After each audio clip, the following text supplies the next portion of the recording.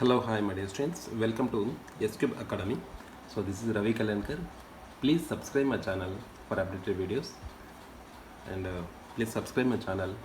Uh, and in this a motion in a plane, the concept I am going to explain you that a projectile projected with velocity u at an angle theta, so within a horizontal, with the horizontal. Okay students, so దీనికి సంబంధించినటువంటి జనరల్గా నేను already previous క్లాస్లో explain చేయడం జరిగింది. జనరల్గా అది ఒక హైట్లో ఉన్నటువంటి ఒక బిల్డింగ్ పై నుంచి కానీ మనం ఒక బాల్ని యూ అనే హారిజాంటల్ వెలాసిటీ త్రో చేసినప్పుడు కానీ అదొక పారాబోలిక్ పాత్ని మెయింటైన్ చేస్తుంది. సో ఇక్కడ కూడా సేమ్ అదే కేసెస్లో ఉంటాయి.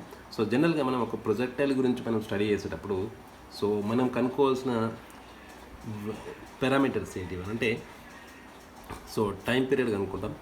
సో దాని యొక్క హైట్, మ్యాక్సిమం హైట్ ఎంత వెళ్ళిందని, సో దాని యొక్క రేంజ్ ఎలా ఉందని, సో నెక్స్ట్ దాని యొక్క డిస్ప్లేస్మెంట్ ఈక్వేషన్ ఎలా ఉంటుందని, సో హారిజాంటల్గా దాని యొక్క డిస్ప్లేస్మెంట్ ఎలా ఉంటుంది ఏదైనా టైంలో, సో వెర్టికల్గా దాని యొక్క డిస్ప్లేస్మెంట్ ఎలా ఉంటుంది. ఓకేనా స్టూడెంట్స్? ఎస్ అనుకుంటే సో ఇవి మెయిన్. నెక్స్ట్ దాని యొక్క యాంగిల్ ఎలా ఉంటుంది సబ్స్టెండెడ్ ఎట్ ఎనీ పొజిషన్. ఓకేనా? దాని యొక్క రిజల్టెంట్ వెలాసిటీ ఎలా ఉంటుంది అనేది ఇవి మెయిన్ పారామీటర్స్. మనము దాని యొక్క కంప్లీట్ ఇన్ఫర్మేషన్ గురించి నేర్చుకోవడానికి, స్టడీ చేయడానికి ఉన్నటువంటి పారామీటర్స్ మనం కనుక్కోవాల్సిన విషయాలు స్టూడెంట్స్. సో ఇవి ఎలా ఉంటాయనేది మనము ఇందులో నేర్చేసుకుందాం. సో ఇక్కడ చూడండి, ఒక ఆబ్జెక్ట్ని నేను యూ అనే ఇనిషియల్ వెలాసిటీ తోటి యాంగిల్ టీటా చేస్తున్నటువంటి, అంటే హారిజాంటల్ తోటి టీటా యాంగిల్ చేస్తున్నట్లుగా నేను పైకి విసిరాను అనుకోండి. సో జనరల్గా మనం ఇది చూస్తూ ఉంటాం. ఎప్పుడైనా సరే మనం క్రికెట్ ఆడుతున్నప్పుడు ఇక్కడ ఈ పొజిషన్లో ఉన్నాను అనుకోండి, ఒక రన్నింగ్ చేస్తున్నాను అనుకోండి, అతన్ని ఇప్పుడు బౌండరీ పైన ఉన్నటువంటి ఒక ఫీల్డర్ ఆ బాల్ని మనకి వికెట్ కీపర్కి పంపించాలంటే ఏం చేయాలి? మనకు స్ట్రైట్గా వేస్తే కుదరదు. ఓకేనా? లాంగ్ డిస్టెన్స్లో ఉన్నప్పుడు. సో ఇప్పుడు కంపల్సరీ ఏం చేస్తాం, మనము సర్టన్ యాంగిల్ తోటి, అంటే హారిజాంటల్ తోటి సర్టన్ యాంగిల్ తోటి మనం దాన్ని పైకి విసురుతాం. అప్పుడు ఏమవుతుంది, ఎగ్జాక్ట్గా విసిరితే అది ఏమవుతుంది, కరెక్ట్ ఎగ్జాక్ట్గా కీపర్ చేతిలో పడుతుంది. సో కీపర్ చేతిలో పడినప్పుడు ఒకవేళ అప్పుడు మూమెంట్ ఉందనుకోండి, అవుట్ చేసేస్తాడు. ఓకేనా స్టూడెంట్స్? సో ఇది జరుగుతుంది విషయం యాక్చువల్గా. సో ఇది మనకి యూ అనే వెలాసిటీ. ఇప్పుడు ఏమవుతుంది అంటే, ఈ యూ అనే వెలాసిటీ తోటి సర్టన్ యాంగిల్ టీటా చేస్తున్నప్పుడు ఈ వెలాసిటీ ఏమవుతుంది అంటే 2 కాంపోనెంట్స్గా రాయగలుగుతాం. ఇక్కడ ఏమవుతుంది, ఈ హారిజాంటల్లో యూ కాస్ టీటా అని, సో దీనికి వర్టికల్గా ఉన్నటువంటి కాంపోనెంట్ మనము యూ సైన్ టీటా అని చెప్పేసి అని అంటాం స్టూడెంట్స్. ఓకేనా? సో ఇది మనకి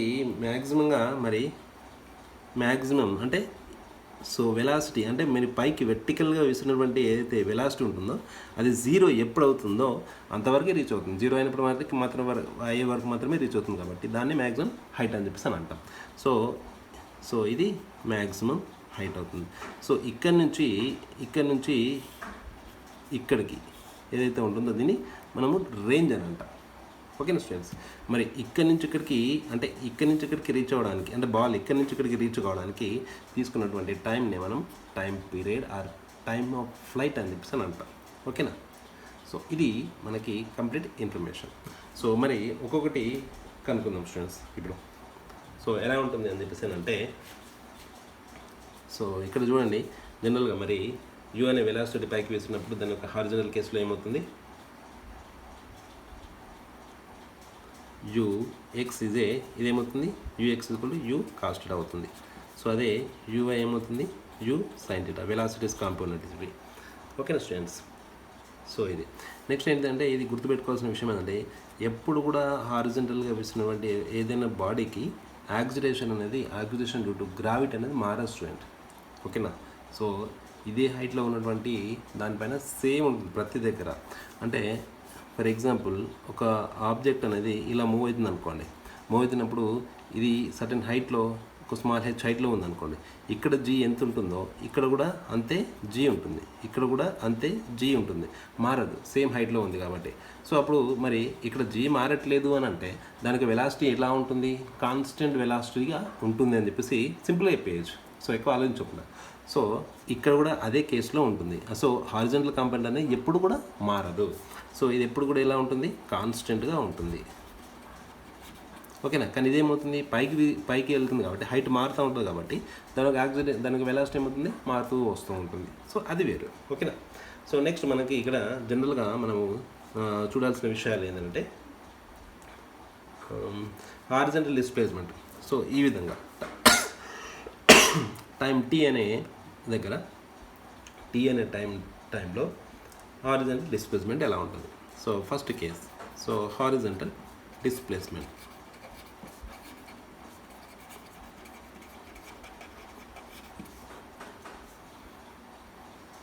ఎలా ఉంటుంది. Horizontal displacement at any time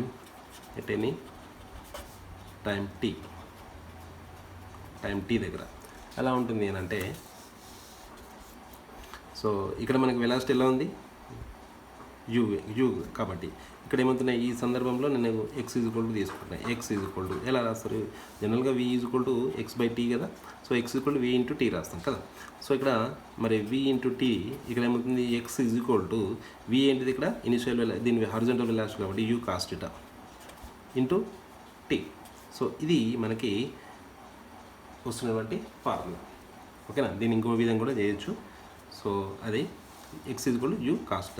so మరి వర్టికల్గా మరి ఎలా ఉంటుంది దాని యొక్క డిస్ప్లేస్మెంట్ ఈక్వేషన్ అనేది, vertical displacement at any time t. ఓకేనా స్టూడెంట్స్. సో వర్టికల్గా మరి ఇక్కడ ఏమవుతుంది, మనకి ఇనిషియల్గా యూ కాస్ టీటా అనే యూ సైన్ టీటా అనేది దాని యొక్క ఇనిషియల్ వెలాసిటీ. సో అట్లాగే మరి ఇక్కడ ఏ ఈజ్వల్ ఏమవుతుంది, -g అవుతుంది. ఎందుకంటే యాక్సిలేషన్ డ్యూ టు గ్రావిటీకి ఆపోజిట్గా వెళ్తుంది కాబట్టి -g అని చెప్పేసి.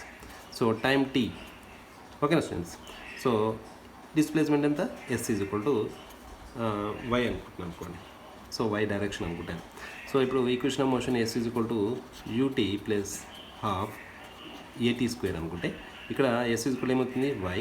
సో u ఈజ్వల్ ఏమవుతుంది u sin θ ఇంటూ t. ఇక్కడ ప్లస్ ఉంది. సో హాఫ్ ఇక్కడ ఏమవుతుంది, -g అవుతుంది, -g into t². So y is equal to u sin θ into t plus into half g t². ఇది ఏదేని టైంలో అంటే ఏ టైంలో t అనే టైంలో దాని యొక్క డిస్ప్లేస్మెంట్ కనుక్కోవడానికి, వర్టికల్గా డిస్ప్లేస్మెంట్ కనుక్కోవడానికి మనం యూజ్ చేసేటువంటి ఫార్ములా స్టూడెంట్స్. ఓకేనా. సో ఇది మనకి ఫార్ములా. సో నెక్స్ట్ మనకి ఇంకా ఏం కావాలి మనకి ఇక్కడ. సో దీనికి మనకి ఉన్నటువంటి వాల్యూస్ ఏంటి చూద్దాం ఇక్కడ. సో ఇనిషియల్గా దాని యొక్క వెలాసిటీ ఎంత, u sin θ పైకి వెళ్తుంది కాబట్టి. సో నెక్స్ట్ ఇక్కడ time t. Next a equal ఏమవుతుంది ఇక్కడ -g. ఇక్కడ s ఈజ్వల్ ఏమవుతుంది y అవుతుంది స్టూడెంట్స్. సో ఏదైనా టైంలో కాబట్టి మనకి ఇక్కడ ఏం చేస్తాం, సో ఈక్వేషన్ ఆఫ్ మోషన్ని s equal to ut plus half at². So y equal to మనకి ఏమవుతుంది, u ఈజ్వల్ టు ఇక్కడ u ఈజ్వల్ ఏం చేస్తాము జనరల్గా u initial velocity u sin θ. మరి ఇక్కడ t into t equal to మీకు జనరల్గా x equal to u cos θ into t అనేది తెలుసు. దెన్ t ఈజ్వల్ టు మరి x/u cos θ అని చెప్పేసి రాయొచ్చు కదా. సో దీన్ని ఇక్కడ మీరు సబ్స్టిట్యూట్ చేయండి. సో ఏదైనా టైంలో కాబట్టి so x/u cos θ. So plus half ఇక్కడ ఏమైంది -g అయింది. సో ఇక్కడ t² కాబట్టి t సందర్భంలో మనం ఏం రాయొచ్చు ఇక్కడ x/u cos θ హోల్ స్క్వేర్ కదా. So next y is equal to మీరు ఏ విధంగా సబ్స్టిట్యూట్ చేయొచ్చు, ఇక్కడ u క్యాన్సిల్ అయిపోతుంది, x అనేది బయటకు వస్తే sin θ cos θ వస్తుంది. సో అప్పుడు ఏమవుతుంది, tan θ అనేది అవుతుంది. So next plus into minus half g. Next ఏమవుతుంది ఇక్కడ x² u² cos² θ అవుతుంది. Okay students. ఇది మనకి జనరల్గా ఏదైనా టైంలో మనకి ఎక్స్కి వైకి రిలేట్ అవుతూ ఈక్వేషన్ కనుక్కోవడం. x tan θ minus g by 2u square cos square theta into x square. So దీన్ని చూస్తే జనరల్గా ఇది ఒక పారాబోలిక్ ఈక్వేషన్ని రూపంలో ఉంటుంది కాబట్టి సో అందుకే దీన్ని పారాబోలిక్ పాత్ అని చెప్పేసి అంటాం. By this equation we are knowing the path of the projectile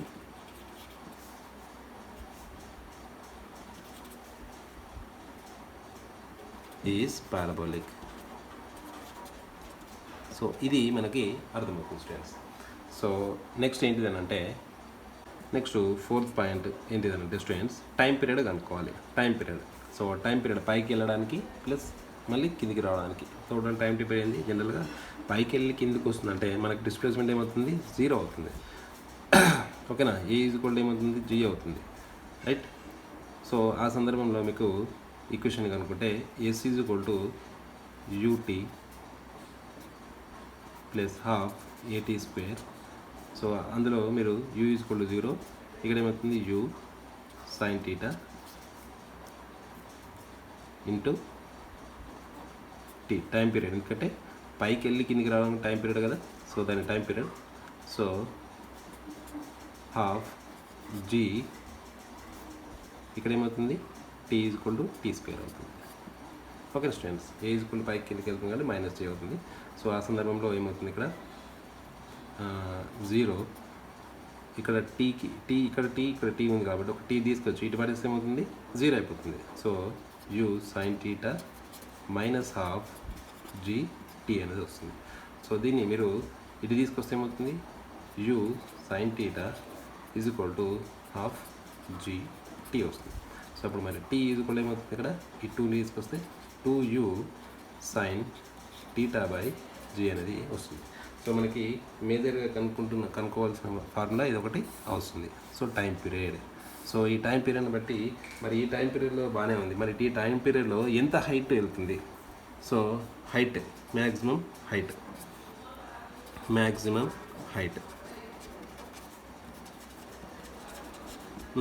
ఎలా ఉంటుంది అనేది చూద్దాం. సో మ్యాక్సిమం హైట్ అంటే జనరల్గా ఏమవుతుంది S ఈజ్వల్ టు హెచ్ అనుకుంటున్నా. సో ఫైనల్ వెలాసిటీ ఏమవుతుంది initial velocity u sin theta. So final velocity 0 and A equal to minus G. So పైకి టీ టైంలో మనకి పైకి విసిరేస్తున్నాం కాబట్టి సో అది జనరల్గా ఇది ఇలా రాసేసుకుంటే సో మ్యాక్సిమం వెలాసిటీ కాబట్టి ఈక్వేషన్ ఆఫ్ మోషన్లో తీసుకుంటే v square u square is equal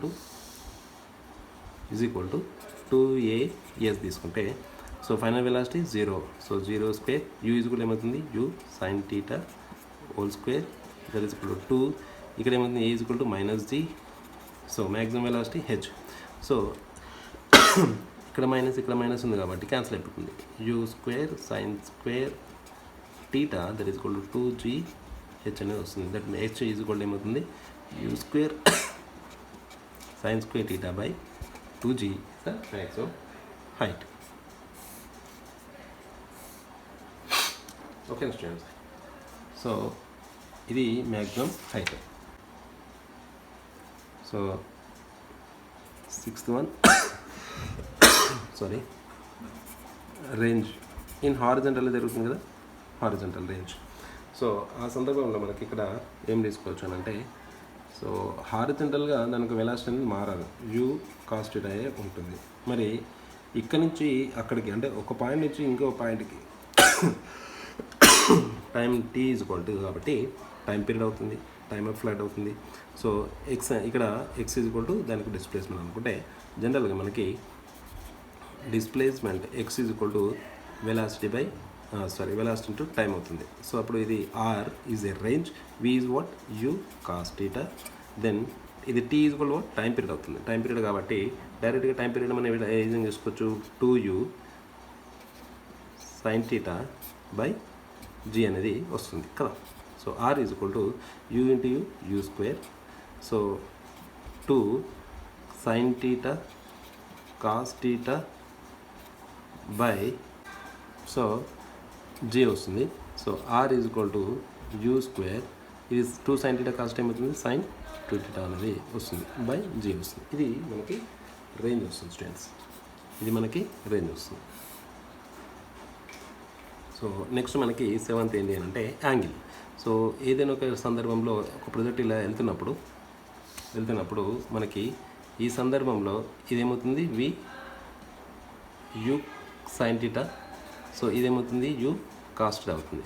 so ఈ సందర్భంలో మనకి ఈ యాంగిల్ ఏదైతే ఉంటుందో హారిజంటల్ తోటి యాంగిల్ కనుక్కోవాలనుకుంటే, so tan θ is equal to మనకి జనరల్గా ఏమవుతుంది పైనకి వెళ్తున్న బాడీకి దీనికి velocity relation u sine theta minus g t అవుతుంది. ఓకేనా. సో ఆ సందర్భంలో జనరల్గా ఇది ఎలా వస్తుంది చెప్తాను చూడండి. ఇది పైకి u sine theta initial velocity వెళ్ళింది. సో టైం టీ దగ్గర దాని ఒక యాక్సిలరేషన్ మైనస్ జీ అనుకుంటే v is equal to u plus a t అని తీసుకుంటే v is equal to u sine theta a is equal minus G. So ఇదేమవుతుంది ఈ విధంగా ఉన్నటువంటి వెర్టికల్గా ఉన్నటువంటి వెలాసిటీ, అంటే ఇది ఎంత ఉంటుందో ఇది కూడా అంతే ఉంటుంది. సో ఆపోజిట్ ఏమవుతుంది వివై బై విఎక్స్ అవుతుంది. So tan θ is equal to v y ఎంత అవుతుంది ఇక్కడ u sine theta minus g t by v x ఎంత అవుతుంది యూ కాస్ థీటా అనేది వస్తుంది. ఇది మనకి యాంగిల్ కనుక్కోవడానికి. So theta is equal to tan inverse you sine theta minus g t by you cos theta అనేది వస్తుంది స్టూడెంట్స్. సో ఇది మనకి ఎక్స్ట్రా ఇన్ఫర్మేషన్ తెలుసుకోవడానికి దాని గురించి. సో నెక్స్ట్ దాని యొక్క resultant velocity at any moment, resultant velocity. So resultant velocity so same figure ఇక్కడనే రిజల్టెంట్ వెలాసిటీ ఏమవుతుంది అంటే ఇది ఇలా ఉంది అంటే విఆర్ ఈజ్ ఈక్వల్ టు ఇక్కడ ఏమవుతుంది under root of v x square plus v y square అవుతుంది. So v r is equal to మనకి ఏమవుతుంది ఇక్కడ విఎక్స్ అంటే హారిజంటల్గా u square cos square theta direct రాసిన students. So cos square theta plus ఇక్కడ వి ఏమవుతుంది వివై ఏమవుతుంది u sine theta minus g t whole square. So ఇది మనకి రిజల్టెంట్ వెలాసిటీ అవుతుంది స్టూడెంట్స్. ఓకేనా. సో జనరల్గా ప్రొజెక్టైల్ గురించి ఇన్ఫర్మేషన్ తెలుసుకోవాలనుకుంటే మనకు ఇవి మెయిన్ పారామీటర్స్. మీకు ఏది కావాలనుకుంటే అది మీరు జస్ట్ ఇట్లా ఇమాజిన్ చేస్తూ ఇలా చేస్తే సరిపోతుంది అనే సందర్భంలో మీరు ఇట్లా క్యాలిక్యులేషన్ కూడా చేసేసుకోవచ్చు. నాకు తెలిసి మీకు ఇది క్లియర్గా అర్థమైంది అనుకుంటున్నాను. ఒకవేళ అర్థమైతే సో కామెంట్ చేయండి. ఏదైనా డౌట్ ఉంటే మాత్రం ఖచ్చితంగా అడగండి స్టూడెంట్స్. డౌట్ అనేది మిమ్మల్ని అవుట్ చేయదు. ఓకేనా. కంపల్సరీ డౌట్ అనేది మీ మైండ్లో ఉంటే keep the doubt in a comment section and don't forget to subscribe me. Please subscribe channel, please encourage and please support to me. Thank you.